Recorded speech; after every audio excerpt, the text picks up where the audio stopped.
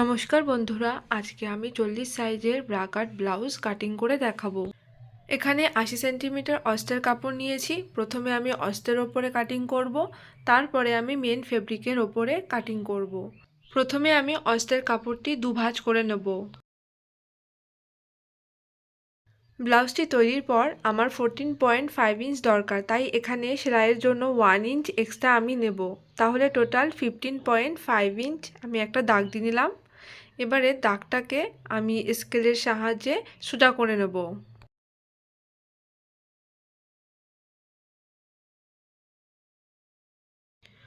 এখানে শোল্ডার আমি নিচ্ছি 5.5 ইঞ্চ, আর্মহোল নিচ্ছি আমি 6 ইঞ্চ। এদিক থেকেও একবার চেক করে নেব 5.5 ইঞ্চ আছে কিনা। এবারে এখানে পয়েন্ট দুটোকে আমি সোজা করে নিলাম। এবারে এদিকের দাগটিকেও আমি সোজা করে নেব। এখানে ছাতি হচ্ছে আমার 40 ইঞ্চ। 40 ইঞ্চের 4 ভাগের 1 ভাগ 10 ইঞ্চে আমি এখানে দাগ দিয়ে নিলাম। তার সাথে 2.5 ইঞ্চ আমি এক্সট্রা নিয়ে নিলাম। তাহলে টোটাল আমি 12.5 ইঞ্চ নিয়ে নিয়েছি।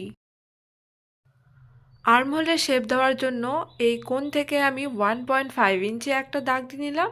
এবার এই স্কেলের সাহায্যে আমি আর্মহোলের শেপ দিয়ে নিচ্ছি। আমি হালকা একটু নিচের দিক থেকে নামিয়ে নেব, তাহলে ফিটিংটা খুব ভালো আসবে। আপনারা চাইলে হাত দিয়েও দিতে পারেন, কোনো অসুবিধা নেই। এখানে ছাতি আমি নিয়েছি 12.5 ইঞ্চ, তার থেকে হাফ ইঞ্চ কম করে 12 ইঞ্চে একটা দাগ দিয়ে নিলাম কোমরের জন্য, আর এভাবে কোনাকুনি দাগটাকে মিলিয়ে দিলাম। এখানে আমি গলার চওড়া নিচ্ছি 2 ইঞ্চ। আপনারা যদি ফিতে লাগান তাহলে 2.5 ইঞ্চও নিতে পারেন। আমি এখানে ফিতে লাগাবো না, তাই এখানে আমি 2 ইঞ্চ নিলাম। আর গলার লম্বাটা আমি এখানে নিচ্ছি 9.5 ইঞ্চ, আর নিচের দিক থেকে 2.5 ইঞ্চ নিয়ে এর সাথে এখানে মিশিয়ে দেব। এবারে এই স্কেলটির সাহায্যে হালকা করে আমি গোল শেপ দিয়ে নেব। আপনারা চাইলে অন্য শেপও দিতে পারেন। এখানে আমার পেছন পাটের ড্রয়িং কমপ্লিট হয়ে গেছে। এবারে আমি কেটে নেব। এখানে আমার পেছন পাটের কাটিং হয়ে গেছে। এবার আমি সামনের পাটের কাটিং করব। তার জন্য কাপড়টিকে আবারও আমি দুভাঁজ করে রাখব। এখানে কাপড়টি ভাঁজ করে আমি পেছন পাটটি রেখে নিয়েছি, আর আমাকে 1.5 ইঞ্চ এক্সট্রা নিতে হবে, কেননা আমি ডাইরেক্ট ফেব্রিকের উপরে কাটিং করছি। যদি আমি 1.5 ইঞ্চ এক্সট্রা না নিই তাহলে আমার সামনের পার্ট ছোট হয়ে যাবে। এবারে পেছন পার্ট অনুযায়ী যেরকম আছে আমি সেরকম দাগ দিয়ে নেব।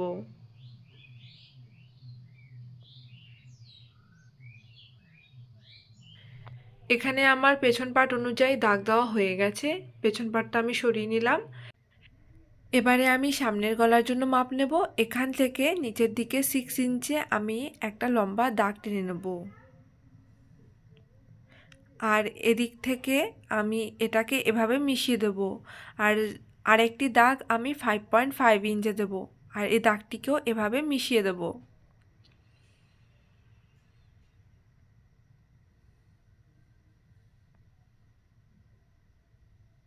আর এদিক থেকে 2.5 ইঞ্চে একটা দাগ দিয়ে দেবো কটুরি শেপের জন্য। এবারে এই দিকের কোণের সাথে এটাকে এভাবে মিশিয়ে দেব, আর নিচের দিকে এখান থেকে 1.5 ইঞ্চে একটা দাগ দিলাম, আর সামনে এরকম গোলায় দিয়ে নিলাম। এখানে সামনের পার্টের গলার শেপটাও আমি দিয়ে নিচ্ছি। আপনারা চাইলে হাতেও দিতে পারেন। এবারে এখান থেকে নিচের দিকে 6 ইঞ্চে কটুরির জন্য একটা দাগ দেব,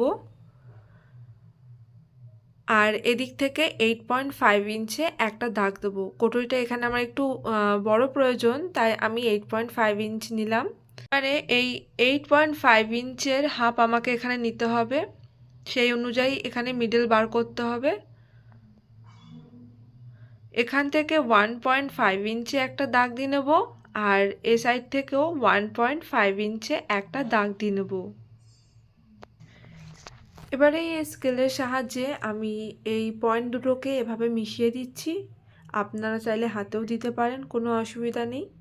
এ সাইড থেকেও সেমভাবে আমি মিশিয়ে দিচ্ছি। খেয়াল রাখতে হবে এখানে যেন গোলাই শেপ হয়, তাহলে কটুরির শেপটা বেশ ভালো আসবে।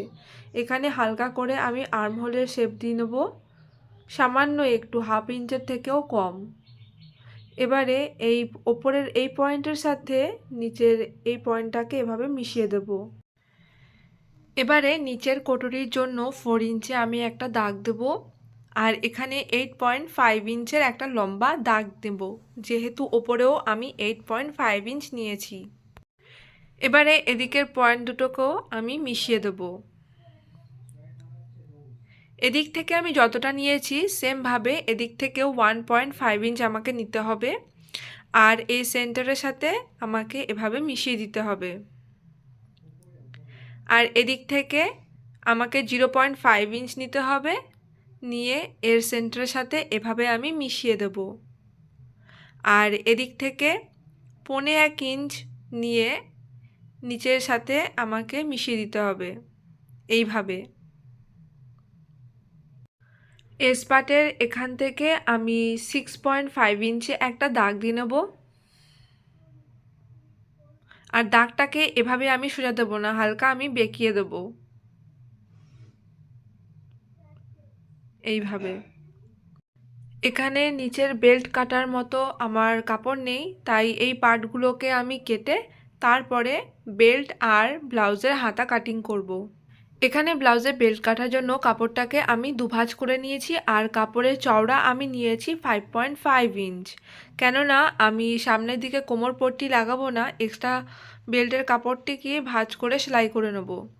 এবারে ব্লাউজের পেছন পাটটা এভাবে রেখে আমি দাগ দিয়ে নিলাম যে কতটা আছে। এবারে আমি এতে শেপ দিয়ে নেব।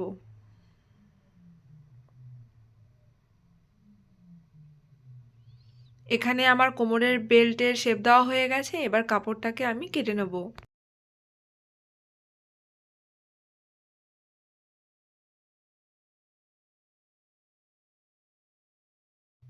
এবারে ব্লাউজের হাতা কাটিং করব। তার জন্য কাপড়টিকে আমি 4 ভাঁজ করে নেব।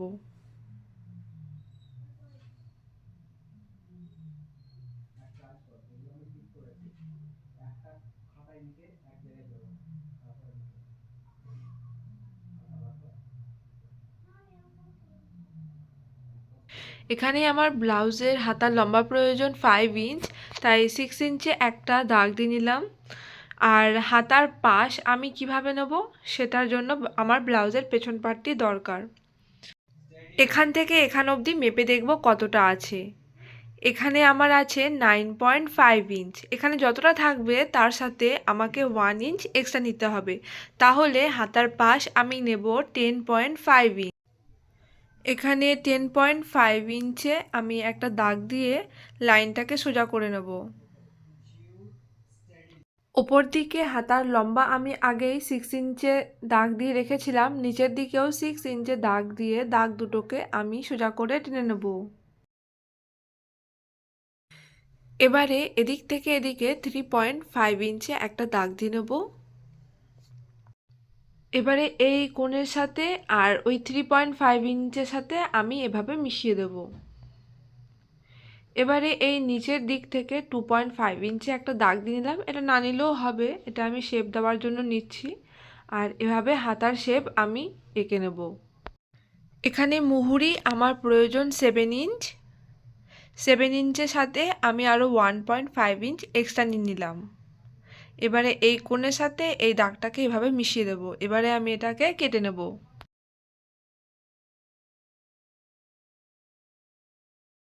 হাতার তালপাটটা আমি সেলাই করার সময় কেটে নেব, এখন আমি কাটছি না।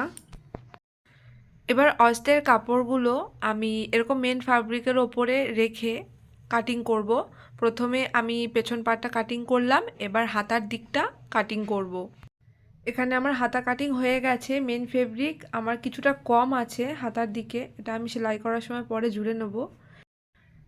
এবারে এই সামনের পাটটাকে আমি এভাবে ভাঁজ করব। ভাঁজ করে আমি এভাবে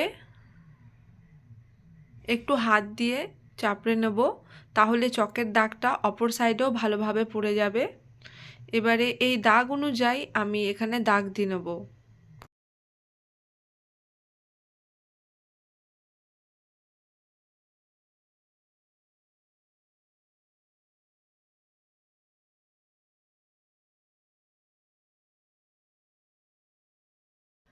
দেখুন বন্ধুরা, মেন ফেব্রিকের উল্টো দিকে আমি অস্ত্রগুলোকে এভাবে রেখে পিন দিয়ে ভালো করে সেট করে নিয়েছি। আর আমি এবারে একে একে এগুলোকে কেটে নেব।